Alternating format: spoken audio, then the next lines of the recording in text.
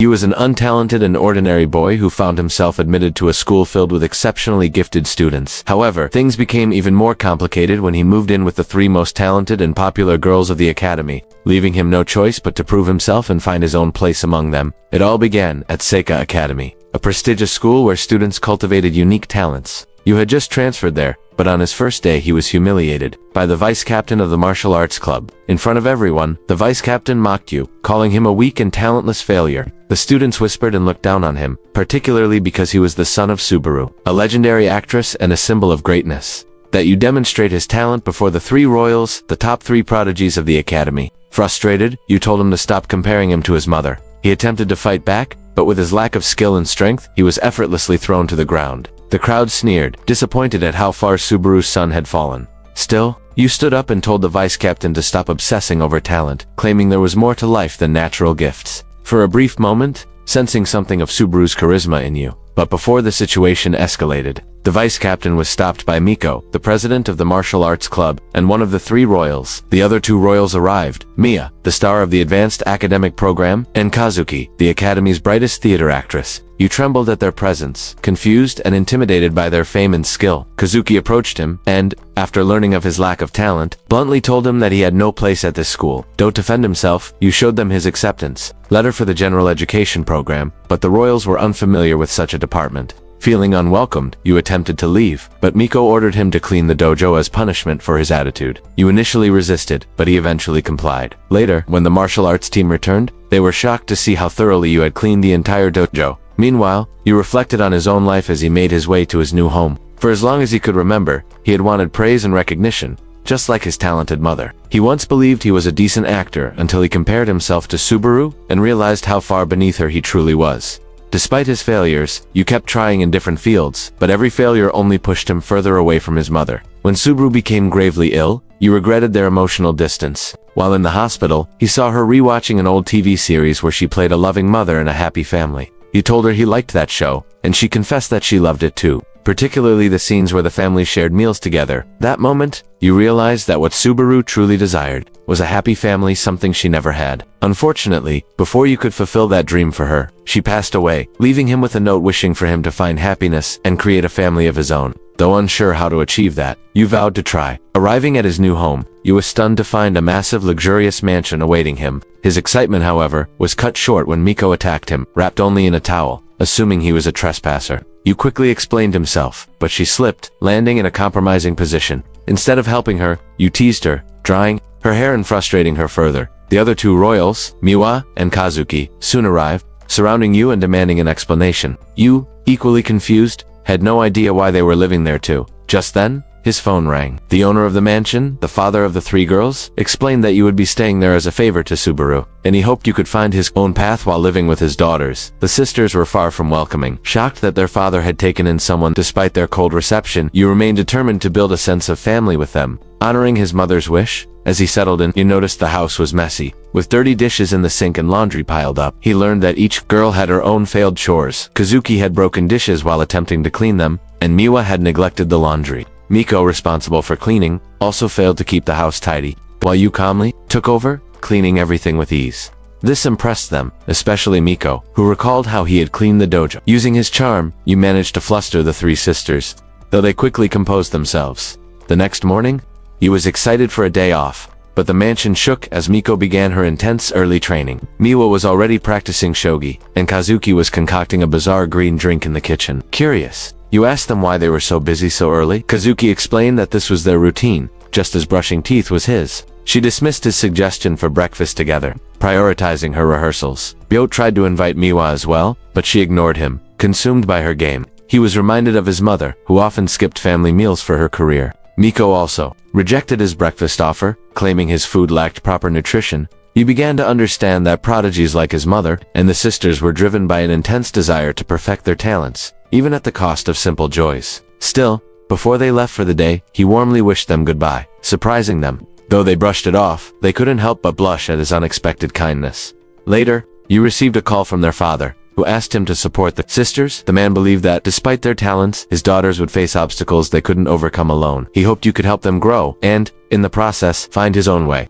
Kazuki's father explained to you that each of his daughters had an important challenge ahead. Kazuki was preparing for a crucial audition, Nico had an upcoming martial arts tournament, and Miwa was focused on her shogi events. He encouraged you to help them out in any way he could. You, however, doubted himself. As a self-proclaimed talentless nobody, he wondered how he could ever be of any real assistance to prodigies like the three sisters, yet when he imagined them failing at the very things they excelled at, he couldn't help but remember the pain of his own failures and how he had become a disappointment to his late mother. That memory pushed him to try. His plan began with something simple. He would bring them together through shared meals. After martial arts practice, Nico came home and was startled to find you in the kitchen cooking. When she saw him tasting his food, she blurted out how unexpectedly attractive he looked in that moment.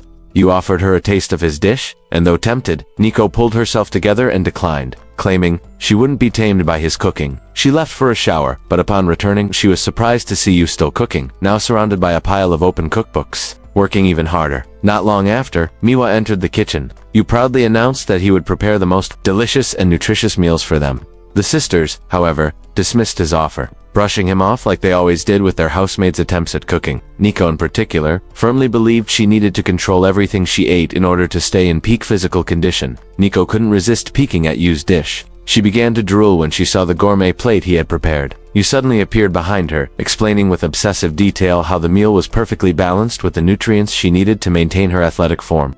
His persistence won her over, and she agreed to try it. You exhausted, admitting that he had prepared the dish according to recommendations from professional dietitians just for her. Nico blushed at the thought that he had gone to such lengths for her. The moment she took her first bite, she praised his cooking. And you pictured the moment as if he had successfully tamed a stray cat with a bowl of milk. Meanwhile, Miwa was secretly watching them. You told her how the food he had made was specially designed with brain-boosting nutrients. Miwa also gave in and began eating. As the sisters shared the meal, they remarked on how long it had been since they last sat down together. You smiled, happy to see them bonding. Just then, Kazuki walked in, confused by the rare sight of her sisters eating happily together. You, as always, started explaining the benefits of his cooking for her acting career, claiming it would help give her flawless skin for the stage, but Kazuki coldly refused his offer. Nico tried backing him up, but Kazuki declared that eating together wasn't her thing. To you, it felt like a stubborn cat rejecting food, and the rejection stung. Seeing how hard you had worked, Nico felt sorry for him and took another serving to support him. However,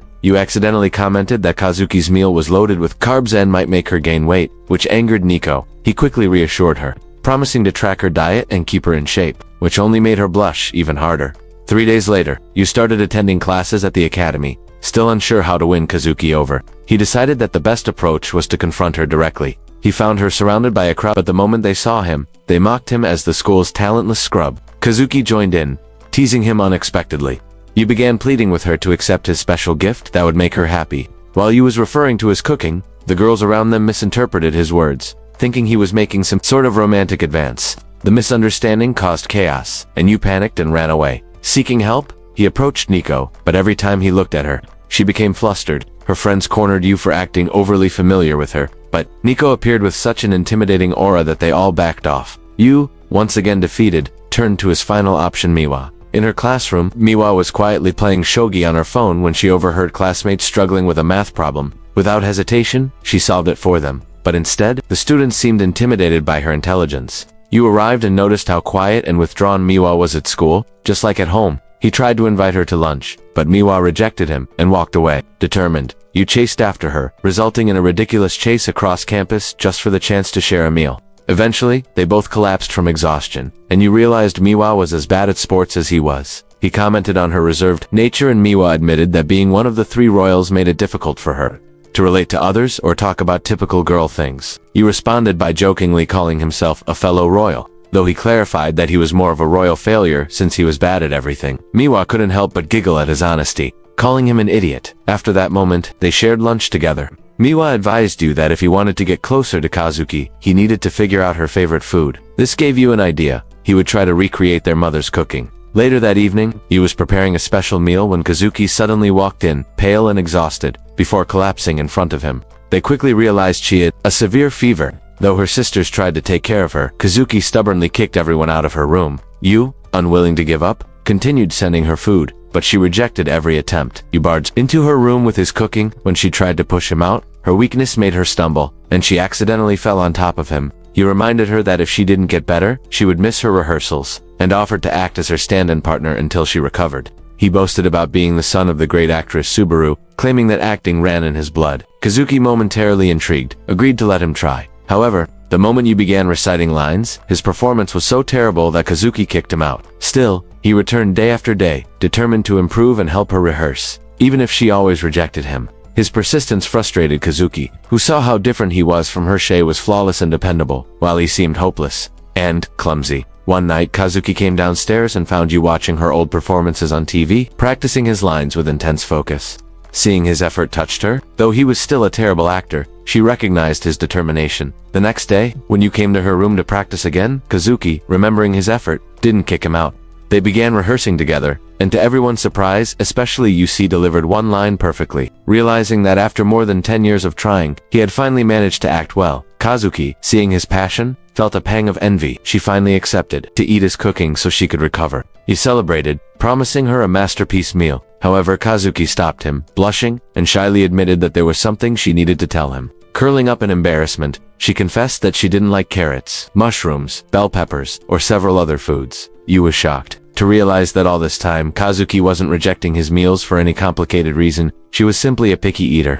The next morning, Miwa and Nico were stunned to see Kazuki sitting at the dinner table. After a week of rejecting Yu's cooking, Kazuki calmly ate her meal. Yu complimented her for finishing everything on her plate, and Kazuki proudly replied that she didn't mind the food as long as there were no carrots. To her shock, Yu leaned closer and whispered that he had blended the carrots into the dish. Kazuki froze, feeling tricked, while Yu smirked, thrilled that he had successfully tamed all three sisters through his cooking. However, his victory was short-lived. The sisters told him not to bother cooking dinner for them that evening. When you asked why, they explained that they would be eating out due to their individual training and activities. Watching them leave, he was reminded of how his mother used to do the same, skipping family meals for an entire month because of her career. It had created a painful distance between them, and you realized that the sisters were exactly like her, talented, gifted, and completely absorbed in their passions. While he saw himself as a talentless failure, he recalled their father's request for him to be a helping hand to the girls, as well as his mother's final wish for him to find happiness and create a family of his own. But he quickly admitted to himself that he didn't even know what a happy family truly meant. Feeling lost, he turned on his mother's old TV series, where she played the role of a loving mother in a warm, happy household. A small smile formed on his face as he watched the family prepare a wedding ceremony scene,